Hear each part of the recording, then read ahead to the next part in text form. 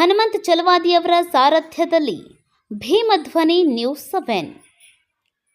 ಪುರಸಭೆಯ ನಿರ್ಲಕ್ಷ್ಯ ಅಪಾಯಕ್ಕೆ ದಾರಿ ಮಾಡಿಕೊಡುತ್ತಿದೆ ಹೈಮಾಸ್ಕ್ ಸ್ವಿಚ್ ಬೋರ್ಡ್. ಗದಗ ಜಿಲ್ಲೆಯ ರೋಣಪಟ್ಟಣದ ಪುರಸಭೆಯ ನಿರ್ಲಕ್ಷ್ಯದಿಂದ 5-6 ಹೈಮಾಸ್ಕ್ ರಿಪೇರಿ ಆಗದೆ ಸುಮಾರು ದಿನಗಳಿಂದ ಹಾಗೆ ಬಿದ್ದುಕೊಂಡಿವೆ.